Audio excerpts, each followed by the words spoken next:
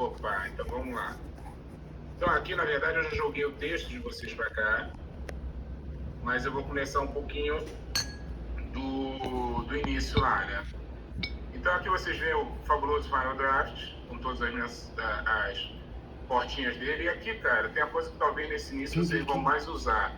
Não só no Final Draft, mas a maioria desses programas tem isso também. Isso aqui é uma prova para tudo, né? E tem algumas coisas que já de forma prática ele faz. Ó, por exemplo, se eu botar aqui interior, ele já me constrói um cabeçalho. Geralmente no cabeçalho, a gente começa do espaço maior para o menor. Então eu vou do maternidade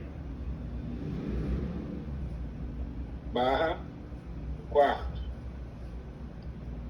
Aí se depois a gente for para o corredor da maternidade, é maternidade barra corredor. Maternidade barra sala de espera. Isso não é um capricho apenas estético. É porque depois isso vai estar na mão da galera que vai filmar, do assistente de direção, e as pessoas, por esses códigos, eles sabem aonde estão na locação. Porque às vezes você tem uma maternidade, por exemplo, Mergulho, o filme que a gente fez. O Mergulho, a porta da casa é numa locação, a cozinha é em outra locação, a varanda e o quarto do casal é em outra locação. Então, para você organizar esse dia a dia de filmagem, isso aqui é fundamental, tá? E aí você põe por fim o período. Eu trabalho sempre com dia ou noite. Nunca trabalho com algo diferente disso. Isso aqui, se não vier formatadinho aqui, é só você botar aqui em cima, cabeça de cena. Ele está pedindo já para salvar. Salvando exercício. Pronto.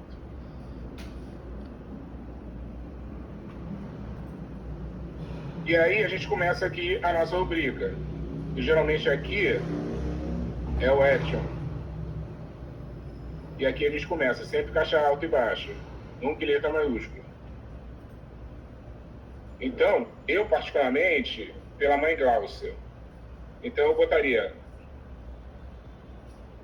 Sempre que entra a primeira vez, entra com letra maiúscula. É a primeira vez que ela está. Para o programa também reconhecer. Nossa, tá meio estranho isso aqui. Gláucia, aí põe a idade. Aí, Gilmar, qual é a idade dessa personagem? Fala aí. 35. 35.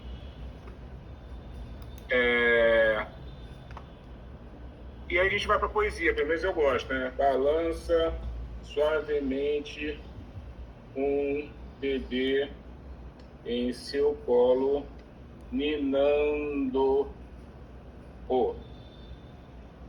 Já temos aqui o nosso action, que não está formatando porque eu não sei se é porque eu meti isso. Não, tá sim, desculpa.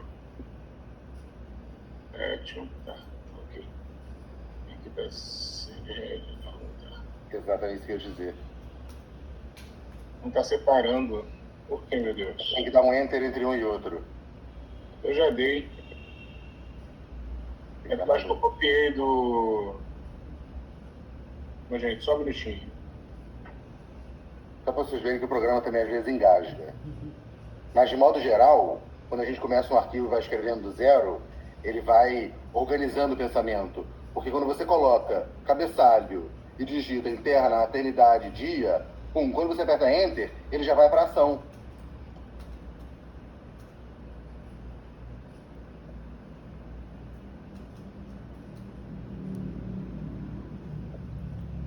Tá vendo aqui como é que ele já salva? Quer ver?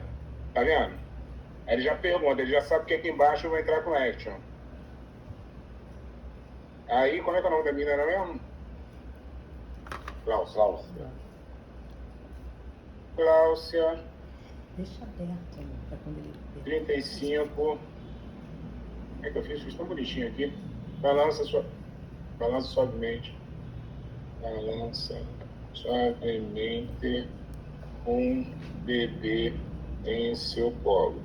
Aí, se você quiser entrar no detalhe, você pode botar um recém-nascido, você pode trazer para a cena, já que estamos tratando de criança, o inferno para a produção que você quiser. Aqueles dias pesados para a produção, afinal, é uma criança de colo. É um boneco, né? É um boneco. Exatamente. Ela pode colaborar ou não, ela pode estar chorando o tempo todo. Enfim.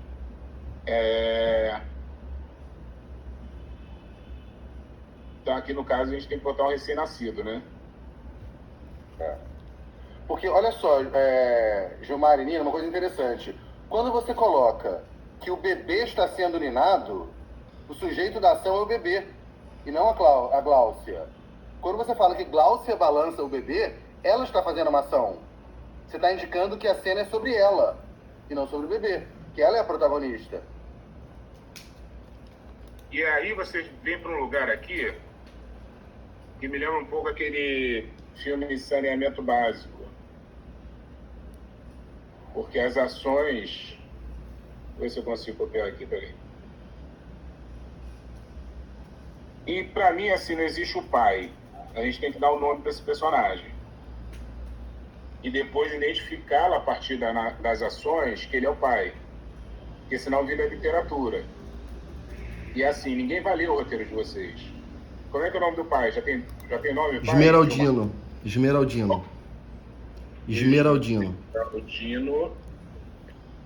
É que como é que o espectador vai saber que ele é o pai? Sim. Botar 40 anos, pode ser? Pode. Se a gente só trabalha com informação de visual, a gente tem que pensar como é que o espectador vai entender. A Laila tem uma pergunta? Tenho. Fiquei sabendo que não se usa mais descrição de personagem, descrição racial e tarará, tarará, tarará. Eu uso. Eu uso. Nossa, eu também uso. Se não tiver no meu, nossa, acabou meu... Por exemplo, agora estou escrevendo o Novo Alemão e 90% do elenco é branco. Porque é um filme quase todo passado no asfalto. Então eu marco branco, branco, branco, branco, branco, caucasiano branco, branco, caucasiano branco, branco. Cláudia, aperta seu... A gente tem duas perguntas aqui. A Gabriele. A minha era, seguindo ali a questão da Laila, sobre a identificação dos personagens, porque eu vi que no roteiro de vocês mostraram semana passada, tinha identificação, né, que a personagem era preta. E aí, pensando assim, acredito, todos nós aqui somos pessoas que pensamos na pluralidade, quando você vai fazer uma obra, era essa minha dúvida, se a gente coloca a descrição, mesmo que ela não seja, assim, de fato relevante para a obra, se relevante, assim, que eu diga, tipo, se eu não vou abordar de fato temas raciais, e se, assim, o roteirista também faz parte desse processo de escolha do personagem, para que eu possa garantir que uma obra minha... Gabriela, desculpa te interromper, mas se você traz pessoas negras ou pessoas indígenas, você sempre vai trazer o conflito. Não tem como não ter conflito. Uhum. Não tem como a gente não fingir, ou a gente tentar fingir que o mundo não é como é. Por exemplo, se você traz um amor afrocentrado, por assim dizer, um cara negro se apaixonado por uma mulher branca, você vai ter questões diferentes de um cara branco se apaixonado por uma mulher branca. A não ser que seja uma comédia que, mesmo em cinema americano, você vai ter essas questões. A não ser que seja um Bridgerton da vida, né? Que vamos fazer de fantasia? Vamos fazer que somos nobres, vamos fazer que... Senão você sempre vai ter um recorte racial, sempre. Deixa eu acrescentar uma coisa. Se o roteirista pode influenciar ou não no elenco, depende de quem é o roteirista, depende de quem é o elenco, depende de muita coisa. Mas o que acontece se você escreve no roteiro, no nosso caso, a nossa experiência, fulano chega na maternidade, tá aqui a Gláucia, e entra um médico. Se a gente não coloca que é um ator negro, a chance deles escalarem um ator branco. Então, se eu puder indicar que eu quero que esse ator seja negro, eu indico. Mesmo que o médico negro seja só um figurante na cena. A cena não seja sobre ele. Né? A questão étnica não vai estar em cena, vai estar presente, quer dizer, vai estar atravessado de um outro jeito, porque se uma das personagens for racista, por exemplo, ela vai olhar estranho para o médico. Então, essa questão vai estar presente de uma forma ou de outra, mas para evitar uma normatividade branca, eu costumo sempre indicar a etnia dos personagens, mesmo que não seja relevante para a narrativa. Acho que tem uma pergunta da Laila. Não, mentira, da Nina. Boa, tudo bem? Pensando aí nessa questão de etnia, a gente coloca, assim, que eu tenho esse pensamento sempre que escrevo de pessoas negras, né? Então, quando é uma pessoa branca, eu vou lá e coloco que é uma pessoa branca. A gente coloca, quando faz o argumento, essa especificação. Quando você fala sobre tentar induzir nessa produção e direção, tudo mais, quando esse projeto é vendido, é para colocar também no roteiro? Essa é uma primeira pergunta. Colocaria aqui esmeraldino, homem negro. Ou não? Colocando dentro da descrição Não, de depende. personagem? Depende. Você está mandando o roteiro para o edital, e aí a pessoa não vai ler o argumento, não vai ler a Bíblia, não vai ler, ou não vai lembrar quando leu que está lendo 200 projetos, é melhor colocar no roteiro. Certo. Se é um roteiro feito para produção, aquele último tratamento, antes de filmar, o elenco já está decidido, não precisa dizer. Exato. Assim, Então, no no caso, edital... ela falou de que não precisa mais escrever. Faz sentido? A outra coisa é que você trouxe um exemplo muito bom falando sobre o sujeito da cena. Nesse caso da cena, a ideia é que Júnior é o protagonista mesmo da história. Então, a gente me deu uma sensação de que a gente acertou ou não. Você está falando da cena em si enquanto o que vai acontecer? A ação em si, é. Sim, Pronto. Entendo que as duas perspectivas são possíveis. Exato. Ele sendo protagonista, sendo um filme sobre ele, você pode muito bem começar com Júnior, recém-nascido, é balançado por Glaucia, porque ele é um sujeito ainda totalmente passivo. Mas, na cena, pensando na atriz que vai fazer a Glaucia, certo, né, também você pode dar uma ação para ela que é ativa, em vez de ser só o veículo de uma ação passiva. Né, de ser só um complemento da ação de ser balançado do Júnior. Porque ela vai precisar ter uma construção também. Então eu acho que é uma questão de estilo, escolher por um lado ou por outro. Eu escolheria sempre a voz ativa do protagonista da cena como sujeito. Sim, faz mais sentido, sim. Mas eu entendo que haja justificativa para outras vertentes. PH tem uma dúvida? É uma dúvida de ordem prática, assim, você indica o número da cena? Eu indico o quê? O número da cena 1, cena 2? Em sim, mas depois que o roteiro está finalizado e colocado automaticamente. Eu não numero individualmente, porque se eu decido colocar uma cena entre a 1 e a 2, eu vou ter que renumerar 100 cenas na unha? Então depois tem uma ferramenta do programa que numera sozinho. Então, olha só, gente, eu fiz um exercício aqui só para a gente ter esse desenho de cena, tá? Dentro dessa proposta que já veio de vocês. Interior, maternidade, quarto dia. Se eu abrir aqui, só para falar da formatação, ó, se eu clicar aqui, ó, interior, ele já vai para o lugar de cabeçalho, tá vendo? Se eu botar aqui, ó, já pintou maternidade aqui, tá vendo? E aí aqui no final, se não for maternidade, aí não é no quarto mais, a gente está na recepção ou na saída, dia. Isso aqui resolve 90% da nossa vida. Por isso que eu insisto tanto que os programas de roteiro não são para dificultar, são para facilitar. É uma ferramenta que ajuda, inclusive, na nossa agilidade de escrita. Por exemplo, vou abrir aqui outro texto, aqui quando eu estava escrevendo aqui. Vamos imaginar um pouco esse movimento da cena, né? Porque a gente não tem só a cena no interior, tem que marcar. Então, já tem que criar um mood visual, né? Então, eternidade, interior, maternidade, quarto dia. Glaucia 35 balança suavemente um recém-nascido em seu colo.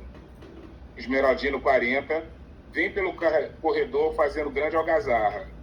Então já sabe que tem um cara, deixa eu passar, sabe? E já, enfim, já tá o cara fazendo. Gláucia aperta seu filho tensa. De uma pessoa que balançava suavemente, eu já tenho uma outra ação para o ator.